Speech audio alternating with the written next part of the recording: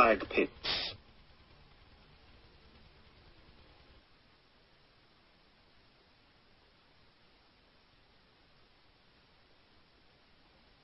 Hello.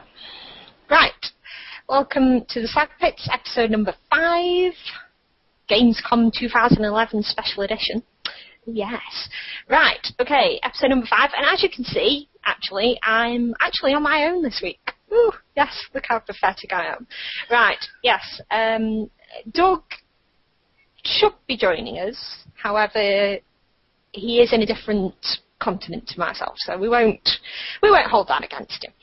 And I'm going to make this a shorter episode this week, little kind of mini Gamescom special, and basically that's the reason that is. So I don't need to introduce any guests, because there isn't any other than me. So, however, if you do want to nip on as a guest randomly, come ahead. Just, you know where to get hold of me. Just shoot me your information and I will sort you out. And yeah, well, if you want to come on the show, feel free. I'm sure everyone's been watching Gamescom this week, but let's get on with it. So we're going to forego the normal news and skip like little esports riding hood into Gamescom news. And I'll start with the stuff that us StarCraft 2ers aren't always that interested in, if you're as much of a StarCraft 2 addict as most. Okay, we'll do the shooter first. Big one first for EA and DICE, who released a trailer and some details regarding Battlefield 3. Now, it is, sorry, just getting the background music sorted.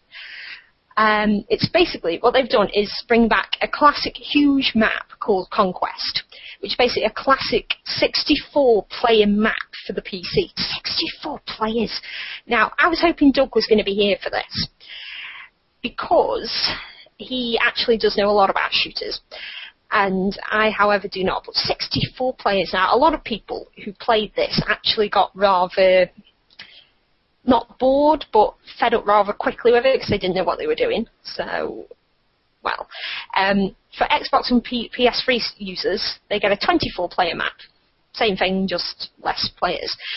I mean, it sounds like epic mixed in with chaos, but that's probably the whole idea, I imagine.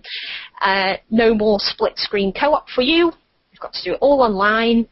And that was basically it. I will put the link in the chat for you if you feel the dire need to read.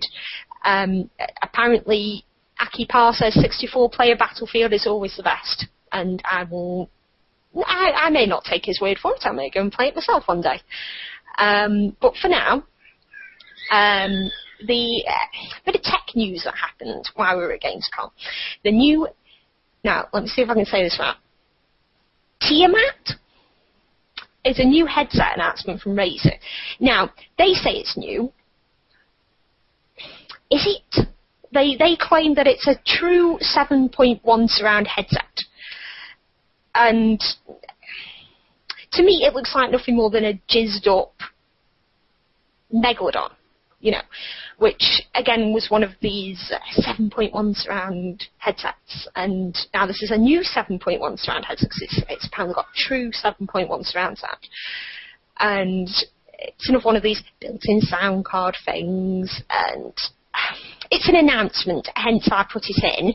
But, well, I don't know, I mean, will you all go and buy this headset? I mean, would you all want a 7.1 surround headset? I mean, I wouldn't mind, but I don't know. Really, I'm not 100% sure what to think about it, to be honest with you. I mean, it doesn't look any different either. It doesn't look any different to the Megalodon in a sense. Yeah, like the Bungie we talked about on episode 1, digitally rant is right. Yeah, I suppose that's my wasteful bit of tech for the week. But there was another tech announcement, and I was sick on Friday, hence I forgot to go and find out which one it was. But have any of you played Mass Effect? You should have done. Mass Effect 3 has already had a trailer come out for itself. And it's got a new trailer, which it debuted at Gamescom, which is basically squad leader footage. Which, well, just shows some of the new stuff that they've put in. I mean, we all know about Shepard's freezing apparatus.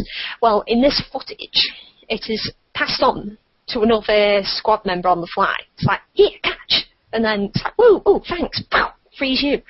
From what I can tell, anyway. And, I mean, the bit that I'm most looking forward to with this is the Omni tool. The Omni tool now has a dagger built into it, and that is, I mean, the Omni tool is such a cool piece of kit. Who would not want an Omni tool? And, I don't know, Omni tool. I say Omni tool for the win. You know, we should all have an Omni tool. You know, if robots end up taking over the world, I think we're all gonna need an Omni tool, I think. Although I hope you can all wait, because it's going to be the 9th of March 2012. But then again, that gives you lots of time to play the Mass Effect trilogy. It's not a trilogy yet, because it hasn't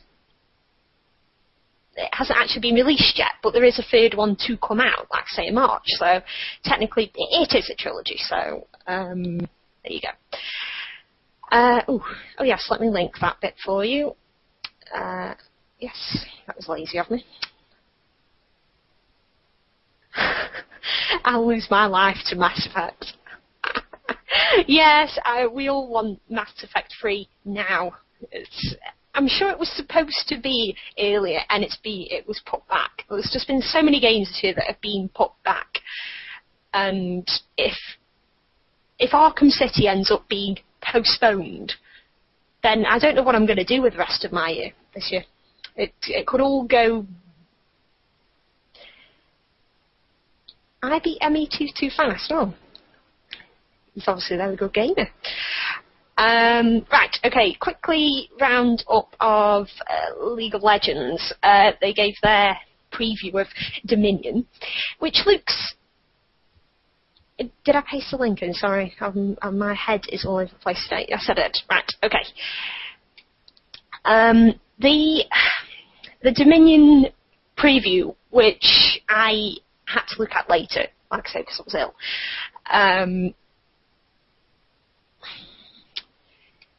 It looked intensely fun, and a lot of people were saying, doesn't look competitive. Draw a line under it. But which is correct. I can see where they're coming from. But it looks like so much fun.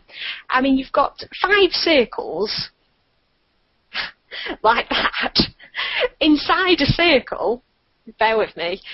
5 circles inside a circle, and why do I keep doing this? It's basically you each have a nexus. Yeah, wherever we all heard that name before. Yeah, why couldn't it have been a hive or a planetary fortress? No, a nexus. You each get a nexus, and the idea is to go and capture each circle and keep hold of it. Take control of it, and when you do, it drains life from the other team. And the first person's nexus to die wins. And it's all about points and taking points off each other. But it's weird, because it's the amount of times I see people raging on LoL because of in a way, the lack of teamwork. What we talked about in one of the earlier week's episodes was about teamwork and how important it is. And this, again, this LoL, it doesn't punish you as hard. It doesn't punish you as hard if something goes wrong, but at the same time,